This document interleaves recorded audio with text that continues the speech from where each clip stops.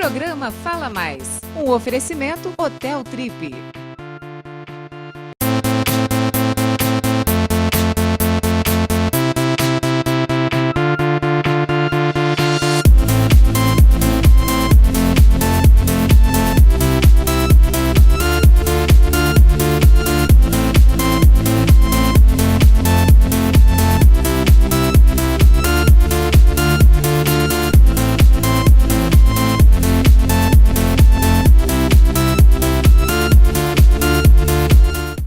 Oi gente, o Fala Mais está começando agora e hoje em nosso programa nós vamos receber o Dr. Guilherme, ele que é o pediatra do pequeno Joaquim que sofre de atrofia muscular espinhal, a AME.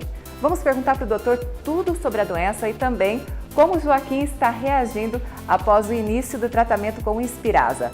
Eu vou a um rápido intervalo e volto já, não saia daí!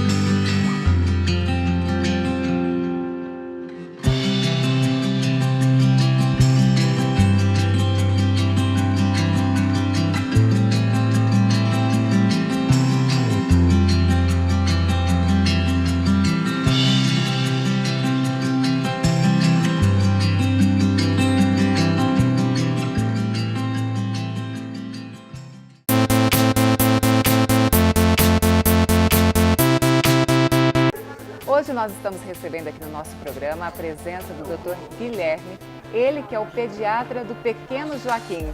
O Joaquim que comoveu todos nós, o Brasil inteiro, porque ele sofre de uma síndrome rara e também fatal, a atrofia muscular espinhal, conhecida como AME. Dr. Guilherme, seja muito bem-vindo, que bom tê-lo aqui conosco. Obrigado, é um prazer. Bom, o senhor acabou de aplicar a segunda dose da medicação no pequeno Joaquim. Deu tudo certo? Tudo certo, graças a Deus, tudo tranquilo. Bom, doutor Guilherme, no decorrer aqui do nosso bate-papo, a gente vai falar muito sobre o Joaquim também. Tá bom. Doutor, o que é a atrofia muscular espinhal, AME? A AME é uma doença genética, ela é considerada rara e ela é uma doença degenerativa. Então isso significa que alguma estrutura do nosso corpo vai aos poucos entrando em colapso. Ela acomete um neurônio, um tipo de neurônio especial, que é a célula que comanda os nossos movimentos, que a gente chama de neurônio motor. E como é uma doença genética, ela é condicionada pela mutação em um gene. Esse gene, ele é responsável pela produção de uma proteína que protege o neurônio. Então, se o gene está mutado, o nosso organismo não produz a proteína e aí essa célula, esse neurônio, infelizmente morre. E a gente perde a capacidade de movimento dos músculos do corpo. Doutora, a gente tem uma participação de uma telespectadora aqui do nosso programa e tem uma pergunta para o senhor. Dê só uma olhada. Eu gostaria de saber se a AME tem cura. Gláucia, eu não diria que a AME tem cura. Eu diria que a AME hoje tem tratamento, né? Até 2016, mais ou menos, a AME ela não tinha nem sequer um tratamento específico. A gente dava um tratamento de suporte para esses pacientes e com esse tratamento o nosso objetivo era trazer conforto e manter esse paciente vivo. Agora, com essa nova medicação, a gente consegue um tratamento da doença, mas não chega a ser uma cura, porque a gente consegue fazer com que o organismo desse paciente volte a produzir a proteína, mas é um tratamento que tem que ser mantido para a vida toda. Então eu não consigo efetivamente curar aquele paciente. Eu preciso manter essa medicação pela vida toda para manter a produção dessa proteína e assim controlar os sintomas da doença. Doutor, o senhor falou que a AME ela tem a origem genética, certo? Certo. E qual a proporção em relação aos nascimentos? A AME é considerada uma doença rara, então ela é em torno de 5 a 10 casos para cada 100 mil nascidos vivos, né? Então é uma doença bem rara. Por que em alguns casos, doutor, a doença ela se manifesta e em outros não? É uma doença genética de um tipo específico que a gente chama de autossômica recessiva, né? O que isso significa? Eu preciso ter 2 genes mutados para condicionar a doença. Então, o nosso organismo ele é escrito todo no DNA, né, onde constam as informações genéticas para produzir um novo ser humano. E esse material genético ele vem sempre em pares, justamente porque uma dessas unidades a gente recebe da nossa mãe e a outra a gente recebe do nosso pai. E aí junta as duas e forma um indivíduo novo. Pois bem, eu preciso ter a mutação tanto no gene que eu recebo da mãe, como no gene que eu recebo do pai, e aí as 2 cópias mutadas é que vão condicionar a doença. A gente chama de doença autossômica recessiva. Então, algumas pessoas têm a mutação, mas não têm a doença, provavelmente porque um dos genes está mutado e o outro está normal. Doutor, existe uma semelhança ou às vezes até uma confusão entre atrofia muscular espinhal e distrofia muscular? A atrofia muscular é um tipo de distrofia, né? Então, existem várias doenças que a gente chama de neuromusculares, né? Não é só a AME, existem várias e cada uma comete uma parte diferente. Tem algumas doenças que acometem, por exemplo, o que a gente chama de placa motora, que é o encontro do neurônio motor com o músculo, né? com a recepção desse impulso. Então, existem algumas doenças neuromusculares que acometem a placa neuromuscular. Outros são doenças de transmissão, que é o caso da AME. Tem algumas doenças que acometem a transmissão bem precoce, então no neurônio que está dentro do cérebro. Tem outras, como a AME, que acometem um neurônio que está no meio do caminho, né, que é o neurônio motor. Então, dependendo da região onde esse erro acontece, a gente classifica a doença de um modo diferente. Mas são doenças parecidas, mas não é a mesma doença. Certo. Doutor, em relação à AME, nós temos o tipo 1, 2, 3, A e B e o tipo 4, correto? Exato. Qual a diferença de cada uma delas, doutor? O que vai dizer para a gente qual é o tipo da AME é a idade com que esses sintomas aparecem e a gravidade com que esse paciente progride. Então, a AME tipo 1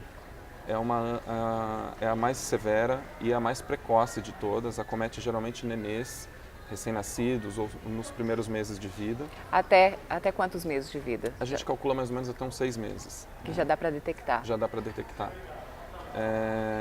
A AME tipo 2, ela ainda pode acometer crianças de alguns meses até poucos anos de vida.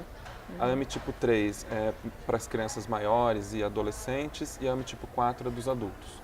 Então, dependendo da idade onde a doença começa a apresentar sintomas, a gente classifica em tipo 1, 2, 3 e 4. Eu pesquisei um pouquinho.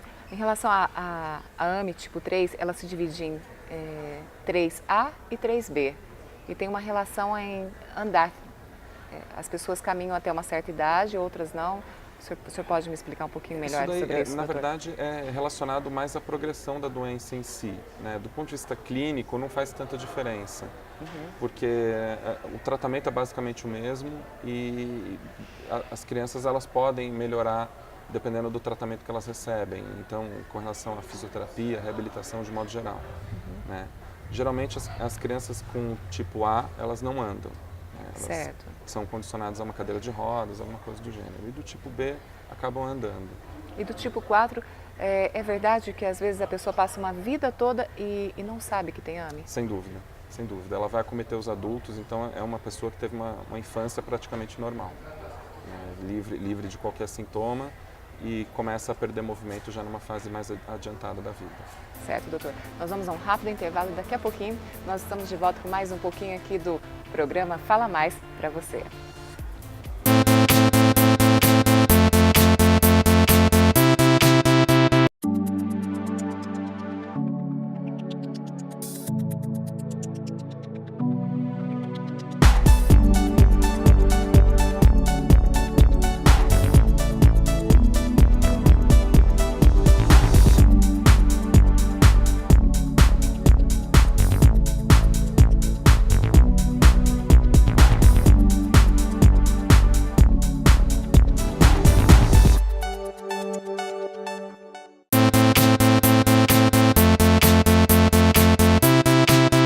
Estamos de volta aqui com o nosso programa e para você que está chegando agora, nós estamos recebendo o pediatra Dr. Guilherme, ele que cuida de todo o tratamento do pequeno Joaquim, que comoveu todo o nosso país porque ele sofre de uma síndrome rara, a atrofia muscular espinhal. Doutor, e tem mais uma participação de um telespectador com uma pergunta para o senhor, dá uma olhada. Doutor Guilherme, eu ouvi dizer que existe um exame que é capaz de detectar se nós somos portadores ou não da AME. Isso é verdade? João, existe realmente um teste para a gente saber se a pessoa é portadora da mutação ou não. E esse teste é um teste ainda bastante caro e ele pode ser feito para várias outras doenças, né? Não só para atrofia. Dependendo da família, se existe o histórico de uma doença na família, especificamente no caso da AME, eu recomendo que as famílias que estejam pensando em ter filhos façam esse teste para calcular o risco. Se a gente estiver diante de um pai portador e uma mãe portadora, o risco é de 25% desse casal ter uma criança com AME, né, com a doença AME, e que é considerado um risco alto. Então, se esse casal realmente estiver planejando ter filhos, até valeria a pena conversar a respeito de um procedimento de fertilização assistida, alguma coisa do gênero. E se fizer uma fertilização, doutor, o risco é menor? O risco é zero praticamente, né? Porque quando a gente faz a fertilização assistida, é justamente para poder testar os embriões antes da implantação. Então, a gente pesquisaria cada um dos embriões produzidos a partir dessa fertilização para ver se algum deles é portador da doença que a gente está tentando investigar, no caso a AME. E esse embrião não vai ser implantado, né? Só vai ser implantado um embrião sem a doença. Sim. E onde é feito esse exame? Qualquer clínica de fertilização tem acesso a esses exames de investigação, né? Agora, para as famílias que simplesmente querem investigar se são portadoras da mutação ou não, qualquer centro de genética, né? Existem centros de genética no Brasil inteiro que podem ou colher o sangue e mandar para centros de referência ou fazerem eles próprios o sequenciamento genético. É um exame ainda caro? É um exame caro, eu considero um exame caro, né? Para você investigar um gene, os valores vão girar em torno aí de mais ou menos uns R$2.000. Doutor, e apenas eu vou até a clínica e peço ou eu tenho que passar por um médico antes para fazer o pedido desse exame? Sim, geralmente quem faz esses pedidos, qualquer médico pode fazer, mas geralmente quem faz esses pedidos é um geneticista, que vai aconselhar aquela família do ponto de vista genético, né? Para ver se existe risco familiar de ter alguma doença específica ou não. Então eu recomendo sempre que procure o profissional que acompanha essa família, o clínico, o médico de família, no caso de criança, o pediatra, e converse sobre as preocupações que aquela família tem especificamente. O pedido pode ser feito por qualquer profissional. O senhor tem alguns pacientes com AME, certo? Sim. Todos esses pais, eles têm casos de portadores com AME na família? Provavelmente sim. O que pode acontecer, que não é tão frequente, é mais raro do que a própria doença, é acontecer uma mutação nova. Isso pode acontecer. Em uma minoria dos casos de AME, a via de transmissão, de sequência dessa doença, não é autossômica recessiva, é alguma outra herança genética. Então isso pode acontecer. É o raro do raro, mas certo. Pode acontecer. Os estudos de genética molecular, eles são definitivos para o diagnóstico da AME? São definitivos.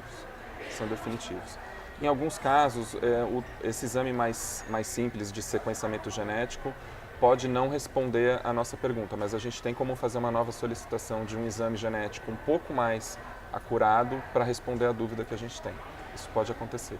Mas, teoricamente, o teste genético é o determinante. Doutor, e casais que já tiveram um filho portador da AME e essa doença foi manifestada também no filho, uma segunda gravidez, corre-se o risco também do filho nascer com AME? 25%, né? 25%. Porque se aquele casal teve uma criança com atrofia muscular, então, teoricamente, os dois são portadores de mutação. Como é uma doença autossômica recessiva, um novo filho desse casal tem 25% de risco de ser, de novo, uma criança com AME. E existe a possibilidade de um diagnóstico pré-natal? Existe. O diagnóstico ele pode ser feito, esse sequenciamento genético ele pode ser feito com o bebê ainda dentro da barriga da mãe. A gente não costuma fazer muito isso porque para fazer essa coleta de material existe um risco de abortamento, né, que não é um risco desprezível, é um risco que gira ali em torno de 5 a 10% de aborto. Então a gente acaba não fazendo o teste. Até porque se aquele nenê realmente já tem a doença, não tem por que a gente fazer o teste de modo antecipado, né? Daria para esperar aquela criança nascer e começar o tratamento tão logo a criança nasça. E dentro da barriga da mãe, o bebê, quais são os sinais que ele apresenta? Um bebê já com AME. Algumas mães relatam para a gente que elas notaram no finalzinho da gestação uma perda de movimento. Certo. Mas é muito difícil da gente calcular isso porque o nenê vai chegando próximo do parto, ele realmente vai perdendo um pouco de movimento normalmente. Então é difícil da gente calcular se isso realmente é decorrência da AME ou não. Alguns nenês, assim que nascem, já mostram uma certa perda de tônus muscular, então a gente já percebe que é um paciente que não é um nenê normal. Mas a aparência dele é normal, doutor. A aparência é normal, mas ele não tem tônus muscular, por exemplo, né? Que nenê recém-nascido, ele tem um tônus muscular muito alto, né? O nenê fica todo encolhidinho, Sim. todo contraído. E o nenê com atrofia muscular, quando ele tem manifestação muito precoce, ele pode já nascer com um tônus muscular mais flácido. Então você nota que o nenê, ele não tem uma contração muscular. E o choro dele é mais fraco também? O choro também. É um pouco mais fraco, ele tem uma dificuldade de deglutição, ele tem uma dificuldade de pega do bico da mamadeira ou do seio da mãe.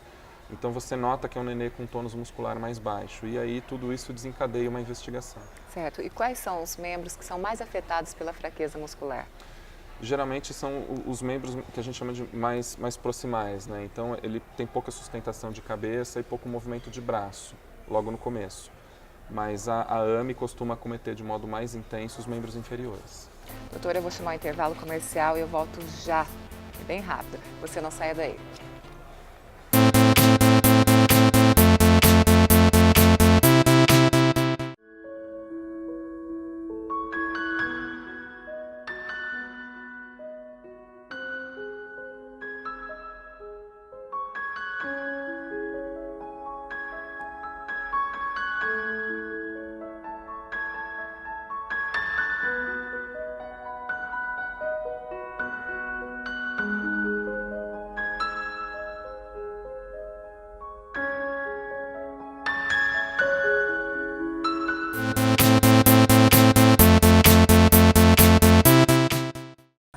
Estamos de volta com o nosso programa Fala Mais e hoje aqui nós estamos falando sobre a atrofia muscular espinhal, a AME, com o pediatra Dr. Guilherme. Dr. Guilherme, a insuficiência respiratória, ela é comum? Ela é comum, é o sintoma mais comum da atrofia muscular, né? Essas crianças elas ficam muito restritas, uma vida que precisa de muita assistência, então elas precisam de ajuda para fazer as funções básicas, como alimentação e respiração. Na verdade, a insuficiência respiratória é a maior causa de complicações dessa doença, porque são crianças que ficam ligadas a um aparelho de ventilação e esse aparelho ele condiciona a respiração e a ventilação para esses pacientes, mas ainda existe um risco de pneumonias, por exemplo, ou de broncoaspiração, que a gente chama. Então, uma série de complicações são decorrentes da insuficiência respiratória. O senhor falou em alimentação, é uma alimentação especial? Na verdade, a maioria dessas crianças tem uma alimentação, do ponto de vista de tipo alimentar, normal, né? A gente consegue fazer uma dieta plena para esses pacientes. A única questão é a via como essa dieta é administrada, né? Porque como essas crianças têm muita dificuldade de deglutição, né? Elas não mastigam, elas não conseguem propelir o alimento, a gente precisa dar um suporte para essa alimentação. Esse suporte é feito ou pela sonda nasogástrica, né, que é um utensílio que a gente passa pelo nariz até o estômago, ou por uma outra forma de via alimentar que a gente chama de gastrostomia, que é um furo diretamente na barriga do paciente e a gente coloca um bottom ali que faz a interligação entre o estômago e o meio externo. E é ali que a gente administra a dieta para esses pacientes. E é dessa forma que o Joaquim é alimentado também? Sim. O leite do Joaquim ele toma, a gente acompanha pelos vídeos que a mãe dele posta diariamente. É um leite especial, doutor? O Joaquim recebe um leite especial por conta da fase de desenvolvimento que o Joaquim está. Mas ele tem capacidade, assim como muitas outras crianças, de se alimentar plenamente, né, de tipo alimentar. Inclusive eu já conversei com os pais recentemente e a gente vai logo progredir a dieta do Joaquim. Isso é uma notícia ótima. Muito boa. E como que vai ser essa mudança de dieta, doutor, dele? A gente vai fazer o que eu faço para todas as outras crianças, né? A gente vai progredir a dieta dele, colocando primeiro os tipos alimentares que são mais simples, né? Como frutas e legumes, por exemplo. E depois a gente vai progredir para dietas um pouco mais complexas, com proteína animal e tudo mais. Vai ser uma dieta batida, né? Porque eu preciso administrar pela sonda, mas do ponto de vista nutricional vai ser uma dieta bem completa. E em relação a essas frutas, tem alguma fruta que ele não pode comer? Não, dieta plena. Ele vai receber tudo o que E é logo, qualquer doutor? outra pessoa. Logo, assim. Eu combinei com os pais que assim que a gente terminar essa fase de ataque, né, que a gente ainda tem um mês mais ou menos para terminar a fase de ataque, eu já vou começar a fazer as modificações alimentares para o Joaquim. Bom, o senhor aplicou a segunda aplicação desse medicamento, o Inspirasa. Isso. E como que está sendo a reação? Como que o Joaquim está reagindo ao medicamento? Ele está indo muito bem, eu estou muito contente com a resposta do Joaquim. Ele ainda não apresenta para a gente movimentos muito claros, né? Ele tem movimentos muito sutis que a gente já consegue notar. Teve a mãozinha que Teve ele... a história da mão, que os pais colocaram, tudo. Mas a gente ainda não consegue ver movimentos muito claros, assim, muito fortes, né? Ele até tem uma fraqueza muscular bem importante. Mas a resposta dele está me animando muito, porque ele não teve intercorrência nenhuma em nenhuma das duas aplicações. Ele respondeu bem à medicação nesse sentido. As duas aplicações foram livres de intercorrência, o procedimento em si foi muito tranquilo e ele aceitou bem a medicação, não teve nenhuma reação alérgica, nada do tipo. Então, isso me deixou bastante animado. Bom, são duas, agora faltam quantas? Faltam mais duas para a gente completar a fase de ataque. Daqui 15 dias mais uma, doutora, é Daqui a isso? 15 dias mais uma e depois 30 dias depois da terceira a gente faz a quarta. O Joaquim é o primeiro bebê aqui do Brasil e da América Latina a receber esse medicamento? Sim, o Joaquim nesse sentido foi pioneiro. Ele foi a primeira criança da América Latina a receber o tratamento com Inspirasa. O Inspirasa ele é muito novo, né, doutor? Em dezembro de 2016, Dezembro, ele tem 5 meses aí no mundo, né? que foi regulamentado aí pela agência que regula as drogas nos Estados Unidos. Pelo FDA. O senhor tem outros pacientes com AME? Tem vários. E o Joaquim é o primeiro? O Joaquim é o primeiro. Eu já tive outros pacientes na minha carreira, né, com atrofia muscular, mas já fazia um tempo que eu não via nenhuma. E o Joaquim é o novo, o primeiro dessa leva nova, né, com esse tratamento, com essa nova esperança que é o Inspirasa. Então, agora nós estamos vivendo um novo momento de atrofia muscular. Né? Isso também deixa a gente uma nova esperança. Uma nova esperança para as famílias, sem dúvida nenhuma. O Joaquim ele recebeu bem bebezinho assim, ele estava com quanto tempo? O Joaquim recebeu, ele tinha 7 para 8 meses. Então, quanto antes recebesse, no caso, né, que ele conseguiu receber o Inspirasa, a melhora dele, a recuperação, ela é mais rápida também. Eu sei que está tudo muito no início. Está tudo muito no início, né? A gente tem uma certa tendência a acreditar que quanto mais cedo a gente começar o tratamento, melhor vai ser a resposta desse paciente e mais rápido a gente vai ver os benefícios.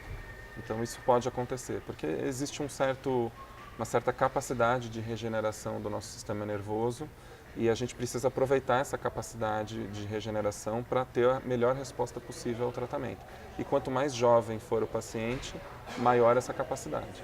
Doutor, o Joaquim, ele é um bebê que comoveu o nosso país inteiro. E é por isso que tem mais uma perguntinha do nosso telespectador. Dê só uma olhada. Doutor Guilherme, após o uso da medicação, o portador da AME pode ter uma vida normal ou tem alguma restrição? Renato, com o tratamento, a gente espera que essa criança progrida o máximo que ela conseguir. Né? Eu costumo falar para os pais que eu não sei o limite daquela criança do ponto de vista de desenvolvimento, mas seja lá qual for esse limite, eu quero que a criança chegue nele. Depois de muito estímulo, fisioterapia, terapia ocupacional, fonoaudiologia, a minha esperança é que o Joaquim e tantas outras crianças cheguem ao máximo de desenvolvimento que elas conseguirem. Uma vida próxima do normal, eu diria. Talvez ele ainda tenha algumas dificuldades, talvez ele corra com certa dificuldade, mas a gente não sabe disso ainda, né? O tratamento é muito novo e a gente tá todo mundo aprendendo a respeito do Inspirasa, né? O mundo está aprendendo a respeito do Inspirasa. Doutor, então as expectativas são ótimas em relação ao Joaquim, né? São ótimas. Ele vai andar? Eu torço para sim, eu acredito que sim. Os sentidos do Joaquim? Os sentidos são preservados, né? Ele tem sensibilidade. As pessoas me perguntam muito se ele sente dor, né? Se ele chora, né? Ele faz tudo que uma criança faz, né? Do ponto de vista de sensibilidade, né? Ele tem tato preservado, ele tem paladar, olfato preservado, é tudo absolutamente normal, é só o músculo que não mexe. E a AME acomete mais homens ou mulheres?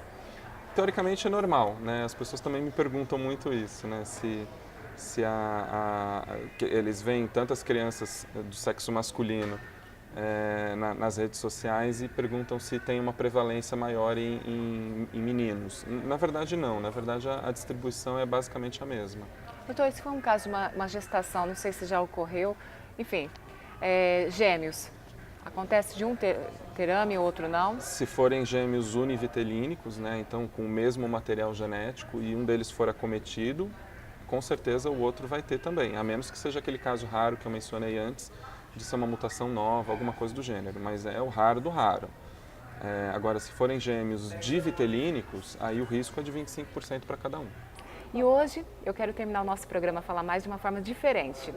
Eu vou pedir para o senhor olhar para a nossa câmera e deixar um recado para todas as famílias que têm os seus filhos que sofrem com essa síndrome que é tão rara e tão cruel na vida dos pequenos. Eu acho que para as famílias o melhor recado que eu posso dar, porque incrível que pareça, tem muitas famílias que ainda não sabem desse tratamento, né? Então o recado que eu queria dar é esse. Mantenham-se firmes, né? Mantenham a fé, mantenham a esperança, que eu acho que esse novo tratamento realmente trouxe uma nova possibilidade da gente cuidar dessas crianças e chegar o mais próximo possível de uma vida plena, uma vida digna, uma vida que realmente é muito boa de ser vivida. Esse é o meu recado. Então mantenham-se firmes e procurem informações com seus médicos, porque existe uma oportunidade agora que a gente precisa aproveitar. Muito obrigada, doutor. Obrigado. E para você aí de casa, muito obrigada pela companhia da sua audiência. E até o nosso próximo Fala Mais. Tchau!